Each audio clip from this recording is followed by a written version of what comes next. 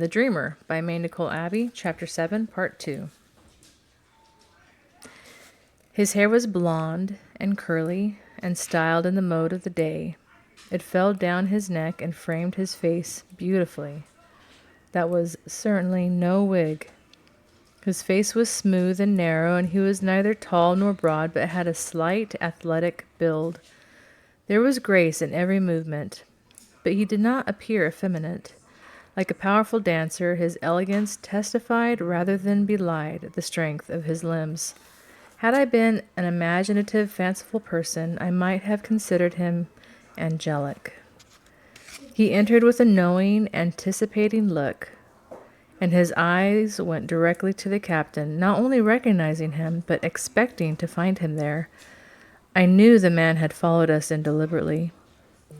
In one perfect hand, he held his walking stick, a single ruby ring on his last finger. He held the stick in front of him and said with a slight French accent, "Ah, Captain Mallory Tucker, I thought it was you. How do you do, old friend?" I found the captain momentarily startled and even alarmed, and then lastly, to my surprise, he was irritated. He glanced down at me before looking at the man again. He said nothing, just slightly bowed his head, acknowledging recognition. "Why, if it ain't the honored Duke of Norcross," the man behind the counter cried. "Capturer of 1,000 pirates, sent him to the gallows to meet their maker. Hello, mother, come out here to see who graces our humble shop. His Grace Mr. Charles Dubois himself." He disappeared behind the curtain. The angelic man turned to me, his eyes a striking pale blue.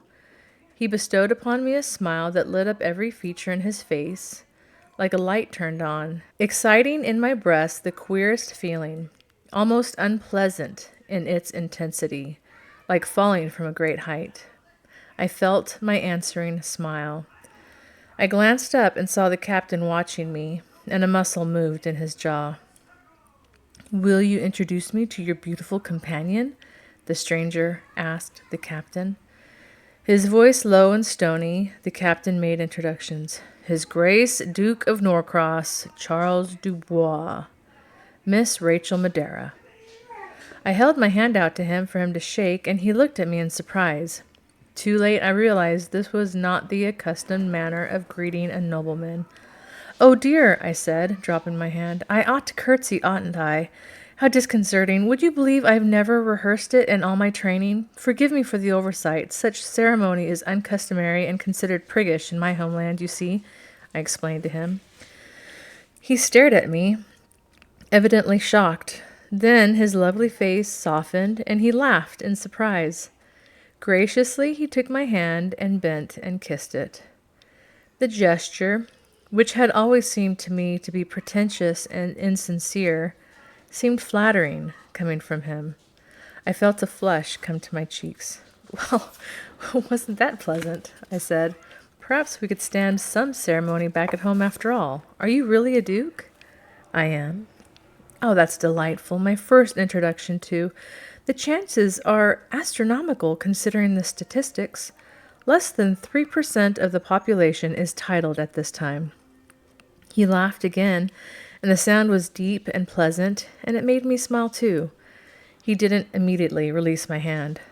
"Now, correct me if I'm wrong, but even for an aristocrat, you are quite superior. I mean, if my memory serves me correctly, dukes are only third in line from the king. It goes king, prince, duke, marquis, earl, baron." A slight movement from the duke made me say, "Oh no, you're right. Viscount comes before baron, and then baronet, and lastly knight. My, that is impressive. I shall certainly remember to record you in my notes." "Mademoiselle, I have never met anyone like you before," he declared appreciatively. The captain made an impatient sound in his throat. "Have you really captured 1,000 pirates?" I asked. "It is an exaggeration," he said modestly. "But it is uncommon for aristocracy to be mariners," I said.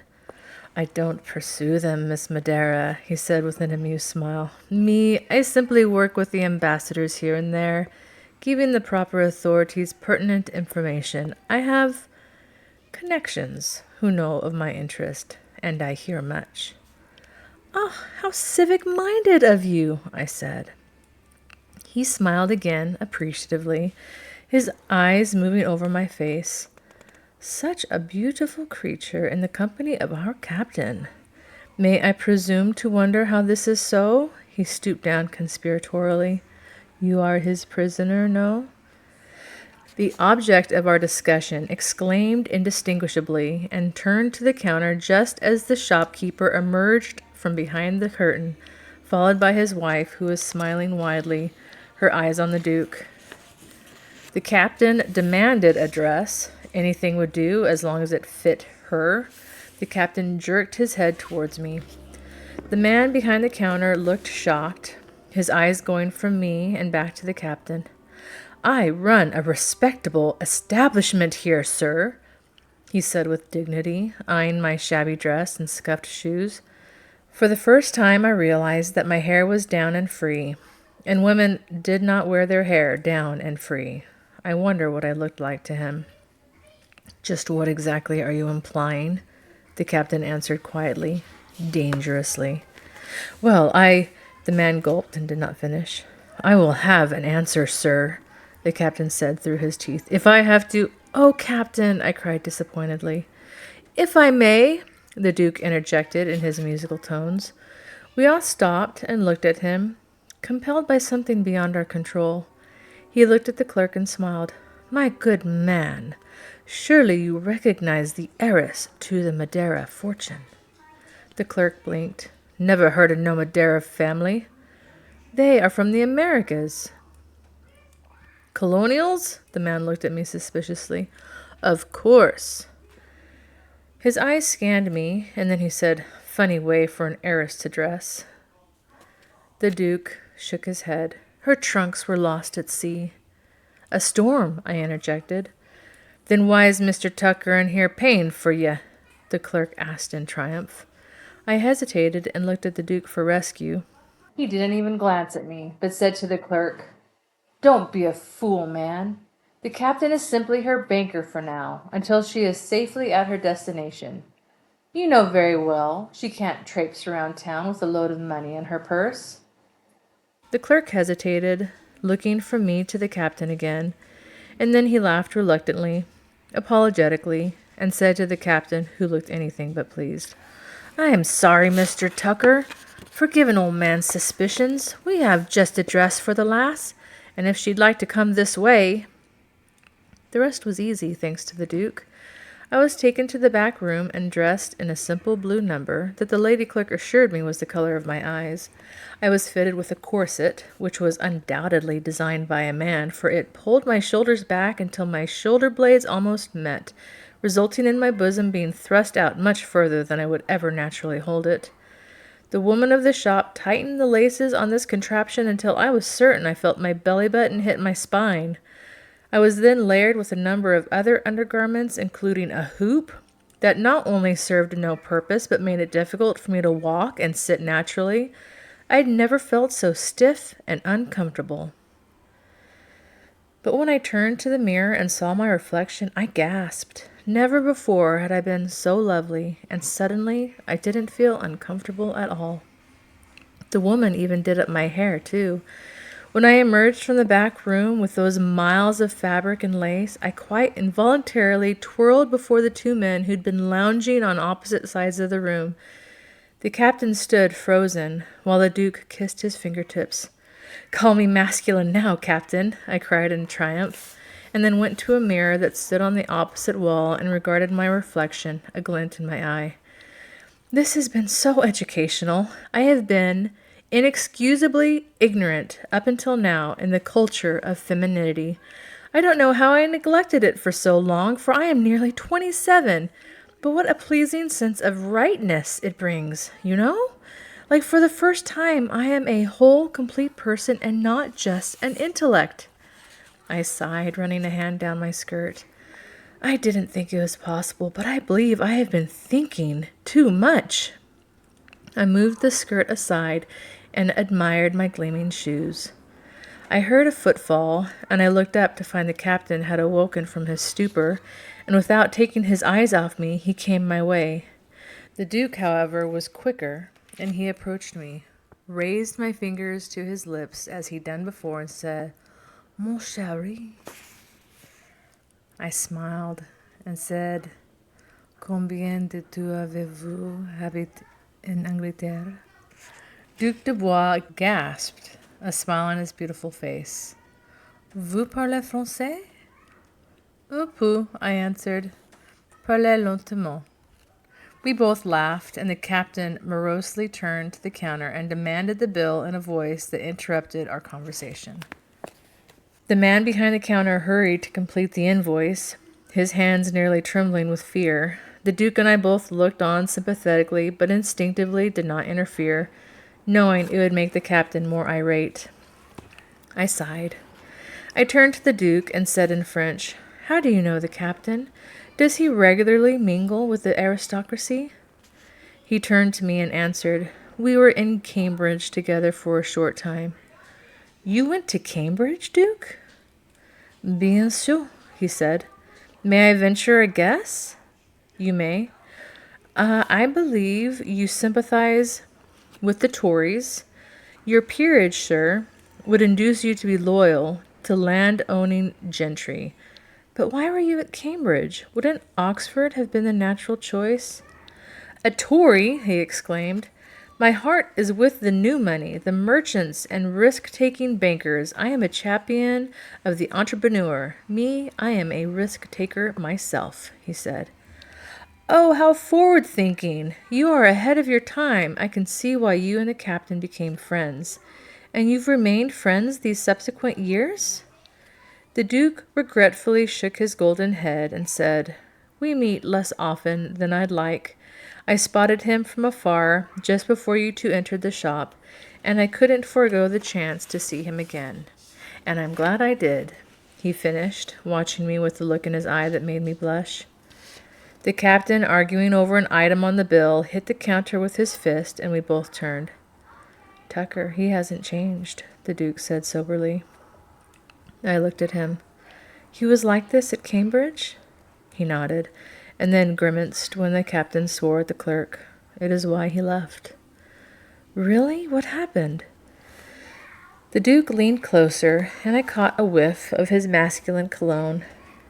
He hadn't been at Cambridge long, only a few months, when it was obvious to us all that he preferred the company of a certain young lady, a Bridget Bloomington. Her father was a mere colonel, and she was quite open about being determined to marry an aristocrat. Bridget Bloomington? I repeated, and then frowned unhappily. I do not like the sound of it. It is very jarring to the ear. He nodded. She invited several of us students to her country estate for the Christmas holidays. There was a ball, and Mallory came down late, dressed in formal pantaloons that he'd obviously had since his youth. The Duke grimaced. Miss Bloomington didn't hesitate to tell him they were out of date. He turned and left, upsetting a trolley containing a Christmas punch on his way out. His voice faded, and he suddenly turned away to straighten a rack of hair ribbons that sat askew. When he turned back to me, he was biting his lower lip hard. He left Cambridge soon thereafter. His eyes were very sad. I looked at the captain, a new compassion in my breast. Those early adult years were vital in the psychological development of a young man, and, well, land had never been very good to him, it seemed.